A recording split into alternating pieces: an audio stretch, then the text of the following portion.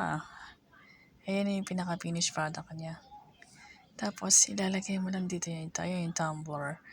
Tapos, pagka nasa, ano muna yung tumbler, pwede mo na siya i-close. Ayan na siya. Oh, diba?